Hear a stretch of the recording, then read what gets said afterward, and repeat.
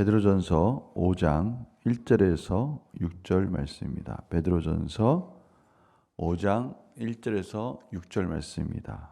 오늘 주시는 하나님의 말씀은 베드로전서 5장 1절에서 6절 말씀입니다. 제가 봉독해 드리겠습니다. 너희 중 장로들에게 권하노니 나는 함께 장로된 자요 그리스도의 고난의 증인이요 나타날 영광에 참여할 자니라.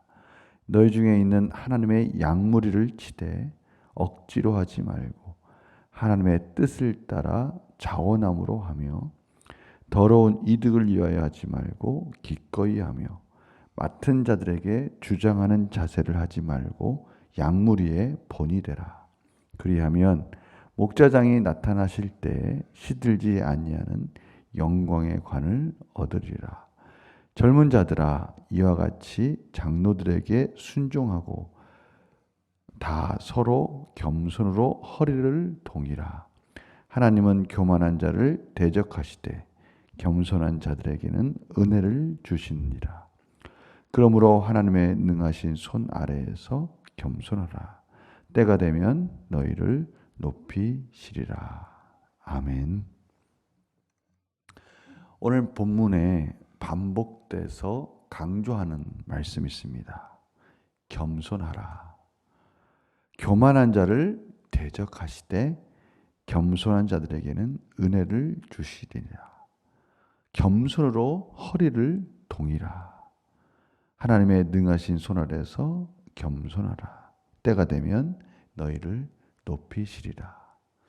하나님께서는 이 장로든 목자이든 간에 양이든 젊은 자들이든 간에 나이 든 자들이든 누구든지 막론하고 겸손하라라고 말씀하고 계십니다. 누군가 이 세상에서 승리할 수 있는 비결, 성공할 수 있는 비결을 가르쳐 달라면 겸손해야 된다라고 오늘 하나님께서 말씀하시는 것입니다. 세상 사람들은 이 겸손에 대해서 그것이 좀 비굴한 것 같고 또는 그것이 미덕이 아닌 것 같이 보일 수 있습니다. 이 세상은 어떻게 하면 높아질 수 있을까? 어떻게 하면 다스릴 수 있을까? 어떻게 하면 힘으로 누를 수 있을까? 자기가 주인이 될 수 있을까라고 그렇게 경쟁하면서 그것이 이 세상을 사는 방법이라고 말할 수 있을 것입니다. 그러나 성경은 하나님의 질서는 겸손하는 자, 특별히 하나님을 경외하는 자, 겸손히 하나님의 은혜를 바라보고 하나님의 뜻 가운데 순종하려고 하는 자를 하나님께서 복 주시고 높여 주시겠다라고 말씀하고 계십니다. 오늘 하루 하나님께서 저희들에게 말씀하십니다. 겸손하라. 겸손으로 허리를 동이라. 우리 가운데 이 힘을 주고 이 능력 있게 영적 전쟁을 싸우는 군사들은 특히 이 허리띠를 조여매는 게 중요합니다.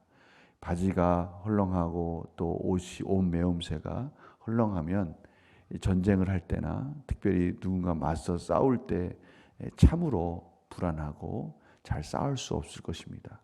그래서 누구보다도 어떻게 보면 모두에게 이 허리띠라는 건 중요하죠.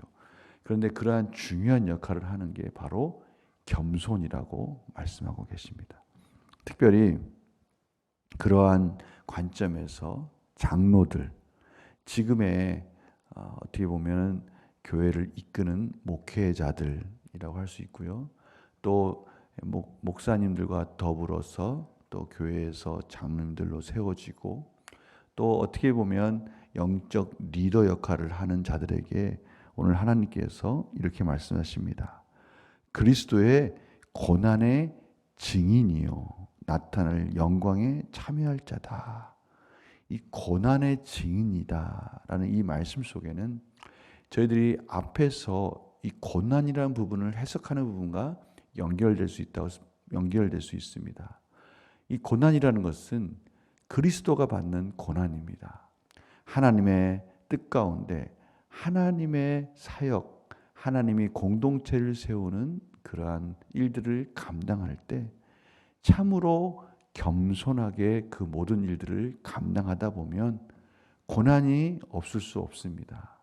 그때 우리는 고난의 증인이다라는 사실을 잊지 말아야 된다는 것이죠. 하나님께서 저희들을 높여주실 때는 고난의 증인으로 같이 참여하라고 높여준다는 것입니다.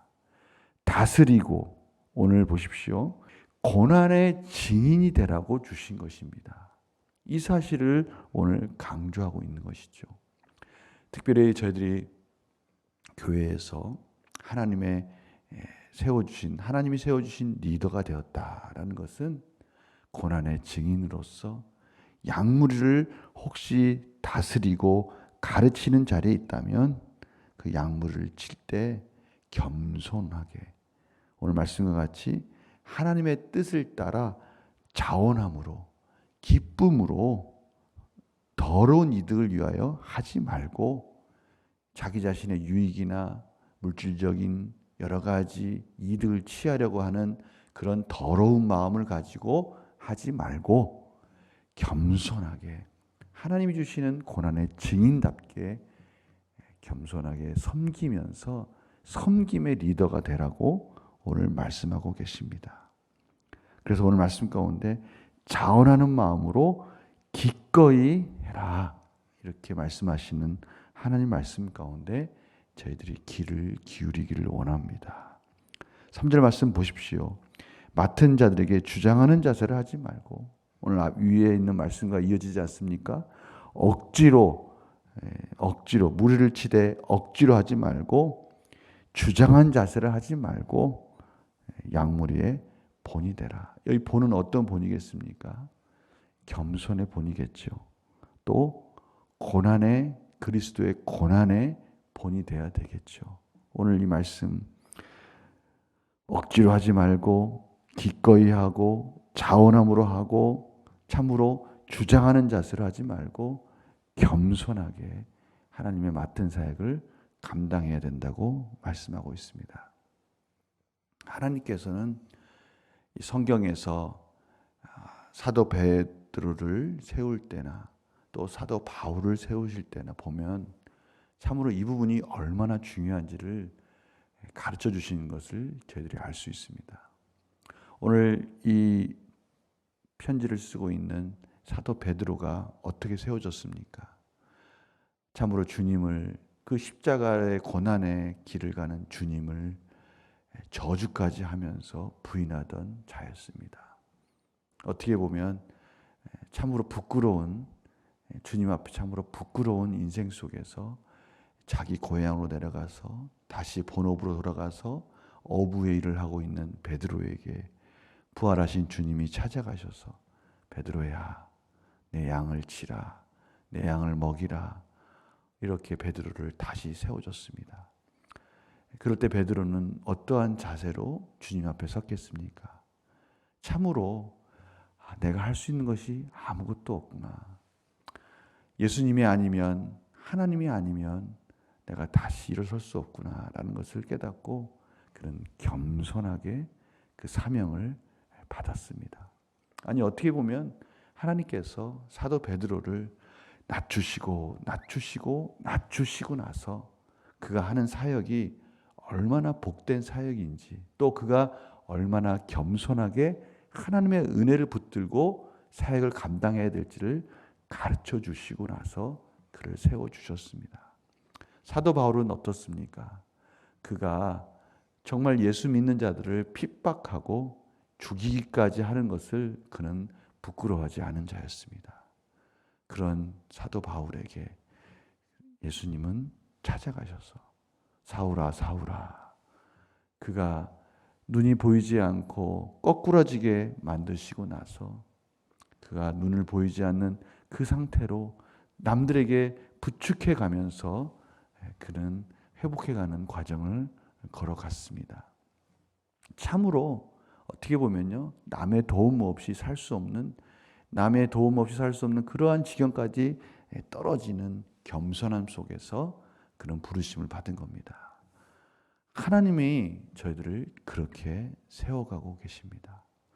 고난의 증인으로서, 그리스도의 고난의 증인으로서 겸손하게 낮추실 때 그것이 또한 복이라는 것이죠. 이러한 과정 속에서 저희들을 세워가시는 하나님의 은혜를 바라보며 오늘 하루도 겸손하게 사는 것이 삶의 지혜이고 겸손하게 사는 것이 하나님이 주시는 복된 길이라는 것을 믿고, 오늘 혹시 저희들이 높아질 수 있는 기회가 있고 또 저희가 또는 누군가를 다스리고 가르치는 자리에 있는 기회가 있을 때 겸손으로 허리를 동이고 하나님의 은혜 가운데, 말씀 가운데 하나님 맡겨주신 사명을 고난의 증인답게 잘 감당하시는 복된 하루가 되시기를 간절히 축원합니다. 기도하겠습니다. 하나님 감사합니다. 오늘도 고난의 증인으로서 겸손으로 허리를 동이라고 말씀하셨습니다. 오늘 이 말씀 기억하며 이 세상을 사는 지혜가 내가 가진 것에 있는 것이 아니고 내가 가진 여러 가지 능력과 재능에 있는 것이 아니라 하나님이 주신 복음에 있고 특별히 겸손하게 살라고 말씀하시는 하나님의 지혜 가운데 있음을 깨닫게 하여 주셔서 오늘도 저희들이 어느 곳에 가든지 겸손으로 허리를 동이게 하여 주시고 필요한 것을 공급해 주시는 하나님의 은혜로 사는 복된 하루가 되게 하여 주시옵소서. 감사드리며 예수님의 이름으로 기도드립니다. 아멘.